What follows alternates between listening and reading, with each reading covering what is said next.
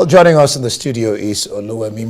Osanipin is the DG National Automotive Design and Development Council. Glad to have you join us, Osanipin.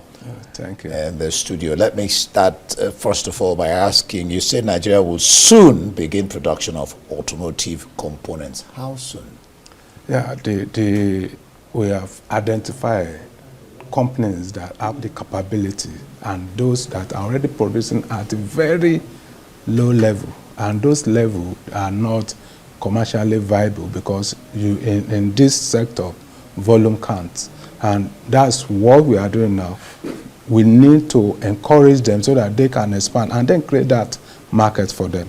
We are starting majorly with those ones that we have identified that we could easily scale up. And you take, for example, the bicycle and tricycle plastic parts, which a lot of, we can do greater percentage of that within Nigeria. We have identified this. We have had discussion with manufacturers, especially of motorcycle and tricycle in this sector. So we are working on the process, how we are going to start stopping, because it's not going to be immediate. Why I said that, because most of our people have already signed MOU and with their technical partners that this kind of parts have to be supplied by them. So we have to gradually work with them on how to identify this and then stop them from bringing them to Nigeria. So these plastic parts are the area we have a lot of comparative advantage as we speak, and the one we believe we can easily replace in Nigeria. So are we looking at a year, 2 years? Within a year. We are already working on all those modalities. Okay. So, and by the time we are through with the modality, then we step in, we move on with deletion policy. Deletion policy means those parts identified, which we have all agreed on. We, the regulator, as well as the stakeholders, the manufacturer, will now delete them from those that form part of the kits that have incentive, that government will give incentive on. All right. Of what real benefit will this be to the country, economically and, of course, otherwise? Yeah, number one, it will create job. Okay. And by the time it creates job, it's going to stimulate the economy, because there are going to be a lot of multiplier effects. You are producing plastic. Some people are going to supply parts for those producing the plastic. Some people are going to work in the factory. Some people are going to sell food to those people that will be working in the factory. A lot of things will happen. So it's going to stimulate the economy. So it have a lot of multiplier effects on the economy. He talked about Nigeria having a comparative cost advantage. You say Nigeria holds this in this area. Talk to us about that comparative advantage. As it is now, we have some company, and there's a particular one in Enugu State, okay, that can produce a lot of plastic parts. Even the ones I mentioned the other time, that there's a machine there, one of the equipment, only 2 of those equipment are available in Africa. And what that means is that we in Nigeria can use that equipment to produce a lot of different type of plastic parts. So by the time you have that, you know, if it is not available in another country, you have the comparative advantage if you can produce it right here and then be able to get those parts right here. That's the material you are going to use to produce those parts. Then you can export. And that's why we have moved ahead we are working on to complete our component parts test center very soon. So we are pushing vigorously to make sure we complete it this year. So by the time we have the component test center working, it will be easier for us to test and make sure that all the parts that will come out of this production outlets meet international standard. And it is then we'll be able to export them, or it is then that it will be acceptable to OEMs or the major manufacturer of either tricycle, motorcycle, or motorcycle.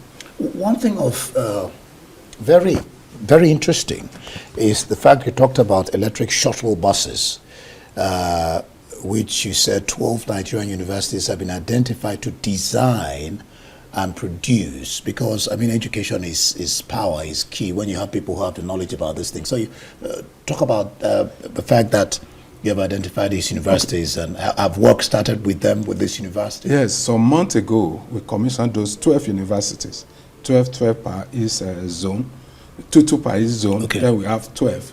These universities are to design what we call campus shuttle, and those campus bus shuttle have to be 100% electric. Electric? Yes, electric. That's what we ask them to design.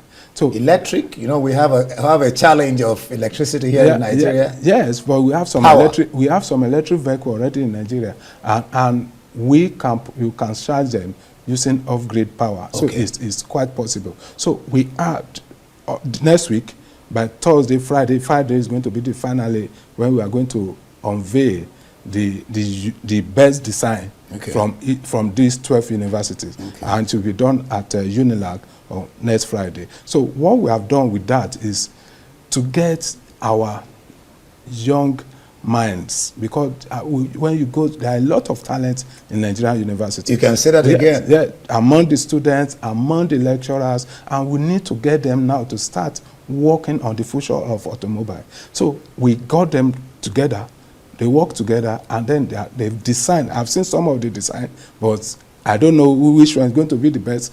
I've seen some of them, they are very amazing. So after that design, we are going to bring all of them together again, working with some stakeholders, some manufacturers, some assembler. So they are now going to work together and produce this vehicle. We want them to identify the parts that can be sourced locally. So we want at least minimum of 40% of the item they want to use to be locally sourced. Well, so after that, we will now produce the vehicle, which is going to be used within the campus before we can extend them to outside the campus. What about, two things I want to talk about. The question of standardization.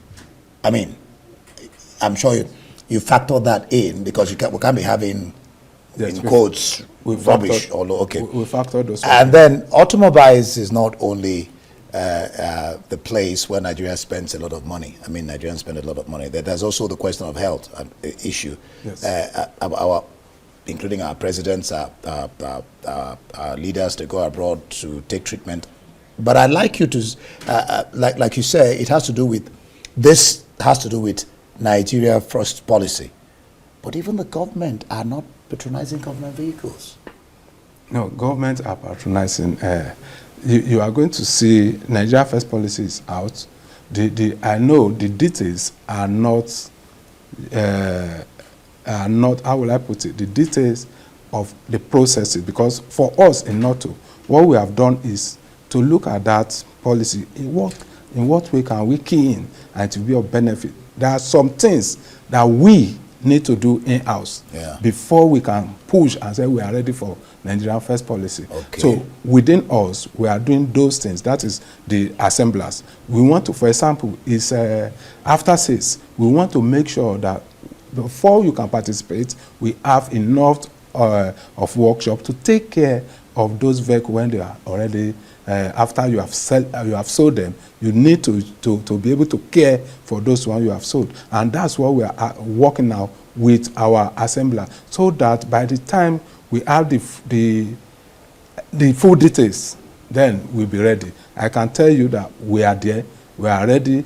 we are evaluating, and we are moving more. We are pushing our people more, so that we can have, especially that after sales care. So it's very, very important. And after sales has to do with workshop. It has to do with qualified personnel that will work with them in those workshops, and then it has to do with the availability of parts, which are necessary for the success of Nigerian first policy. All right, Oluwemimo, we don't have time. We have talked about the national president asking the government to refine the policy to make vehicles more affordable and accessible to the average Nigerian. But we'll leave that for another day. Thank you so much. Oluwemimo Osanipin is the DG, National Automotive Design and Development Council. Thank you for being on Newsnight.